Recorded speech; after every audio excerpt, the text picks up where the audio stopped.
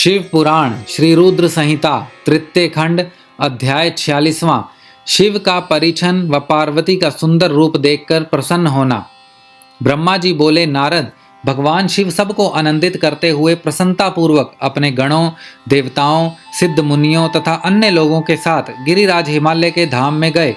हिमालय की पत्नी मैना भी अंदर से शिवजी की आरती उतारने के लिए सुंदर दीपकों से सजी हुई थाली लेकर बाहर आई।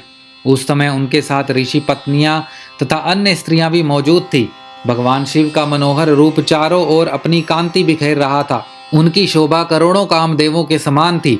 उनके प्रसन्न मुखारविंद पर 3 नेत्र थे। अंग कांति चंपा के समान थी। शरीर पर सुंदर वस्त्र और आभूषण उनके व्यक्तित्व में 4 चांद लगा रहे थे। उनके मस्तक पर सुंदर चंद्र मुकुट लगा था। गले में हार तथा हाथों में कड़े तथा बाजूबंद उनकी शोभा बढ़ा रहे थे।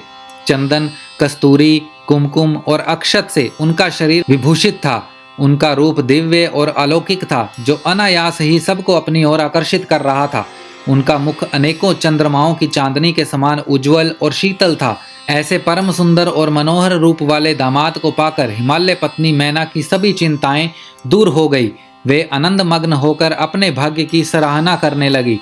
शिवजी को दामाद बनाकर स्वयं को कृतार्थ मानने लगी और अपनी पुत्री पार्वती, अपने पति हिमालय तथा अपने कुल को धन्य मानने लगी। उस समय प्रसन्नता पूर्वक वे शिवजी की आरती उतारने लगी। आरती उतारते हुए देवी मैना सोच रही थी कि जैसा पार्वती ने महादेव जी के बारे में बताया था, ये उससे भी अधिक सुंदर हैं। इनका रूप लावण्य तो चित्त को प्रसन्नता देने वाला तथा समस्त पापों और दुखों का नाश करने वाला है। विधि पूर्वक आरती पूरी करने के पश्चात मैना अंदर चली गई। उस समय उस विवाह में पधारी युवतियों ने वर के रूप में पधारे परमेश्वर शिव के सुंदर, कल्याणकारी और मनोहारी रूप की बहुत प्रशंसा की। वे आपस में हंसी ठिठोली कर रही थी। साथ ही साथ अपनी सखी पार्वती के भाग्य की भी सराहना कर रही थी कि उसे शिवजी जैसे वर की प्राप्ति हुई है। वे मैना से कहने लगी कि हमने तो इतना सुंदर वर किसी के विवाह में भी नहीं देखा है। पार्वती धन्य है जो उसे ऐसा पति प्राप्त हो रहा है। भगवान शिव के सुंदर मनोहारी रूप के दर्शन करके सब देवताओं सहित ऋषि मुनि बहुत प्रसन्न हुए। गंधर्व भगवान शिव के यश का गान करने लगे तथा अप्सराएं प्रसन्न होकर नृत्य करने लगी। उस समय गिरिराज हिमालय के यहाँ आनंद ही आनंद था। हिमालय ने आदर पूर्वक मंगलाचार किया और मैना सहित वहां उपस्थित सभी नारियों ने वर का परिछन किया तथा घर के भीतर चली गई। तत्पश्चात महादेव जी व उनके साथ बारात में पधारे हुए सभी महानुभाव जनवासे में चले गए। तत्पश्चात साक्षात दुर्गा का अवतार देवी पार्वती कुल देवी की पूजा करने के लिए अपने कुल की स्त्रियों सहित अपने अंतःपुर से बाहर आई। वहां जिसकी दृष्टि भी पार्वती पर पड़ी वह उन्हें देखता ही रह गया। पार्वती की अंग कांति नील अंजन के समान थी। उनके लंबे घने और काले केश सुंदर चोटी में गुथे हुए थे। मस्तक पर कस्तूरी की बिंदी के साथ सिंदूरी बिंदी उनके रूप लावण्य को बढ़ा रही थी। उनके गले में अनेक सुंदर रत्नों से जड़े हार शोभा पा रहे थे। सुंदर रत्नों से बने केयूर, वल्ले और कंकण उनकी भुजाओं को विभूषित कर रहे थे। रत्नों से जड़े कानों के कुंडल दमकती शोभा से उनके गालों पर अनुपम छवि बना रहे थे। उनके मोती के समान सुंदर एवं सफेद दांत अनार के दानों की भांति चमक रहे थे।